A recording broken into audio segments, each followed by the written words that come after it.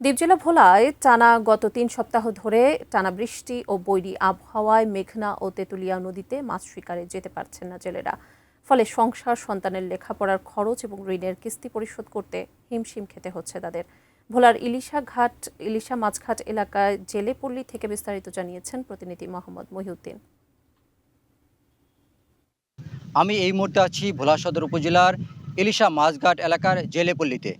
আপনি জানেন, নদী বেষ্টিত এই জেলায় বর্ষা মৌসুমে টানা বৃষ্টি, বৈরী আবহাওয়া ও উত্তাল নদীর কারণে ভোলার মেঘনা ও তেঁতুলিয়া নদীতে মাছ শিকারে করতে যেতে পারছেন না এই জেলার কয়েক লাখ জেলে। তাই তারা তাদের সংসার চালাতে এবং ঋণের কিস্তি দিতে হিমশিম খাচ্ছেন। অন্যদিকে কিছু জেলে নদীতে গিয়েও আশানুরূপ মাছ পাচ্ছেন না, তাই চরম দুশ্চিন্তায় পড়েছেন তারা। তাই এর প্রভাব পড়েছে মাছঘাট ও মাছের বাজারগুলোতে। বাজারে ক্রেতারা এসে নদীর ইলিশ সহ অন্যান্য মাছ বেশি দামে কিনতে হচ্ছে। এই জেলায় প্রায় ৩ লাখ জেলে মাছ শিকার করে জীবিকা নির্ভর করে থাকেন, যার মধ্যে ১,৬৮,০০০ নিবন্ধিত জেলে রয়েছে। এখানে এসে জেলেদের সাথে কথা বলেছি। তারা যেমনটি জানিয়েছেন, ভোলায় কয়েকদিন ধরে নদীতে বৈরী আবহাওয়া বিরাজ করছে।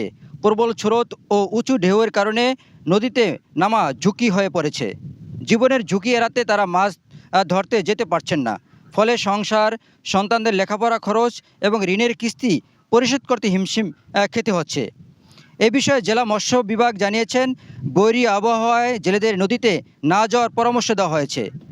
আবহাওয়া স্বাভাবিক হলে তারা আবার মাছ ধরতে যেতে পারবেন। একই সঙ্গে জেলেদের সরকারি সহায়তা বিষয়েও প্রয়োজনীয় ব্যবস্থা গ্রহণ করবেন বলেও জানিয়েছেন এই মৎস্য কর্মকর্তা। তো সব মিলিয়ে এই ছিল আমার কাছে ভোলার ইলিশা মাছঘাট এলাকার জেলেপল্লী থেকে সর্বশেষ তথ্য।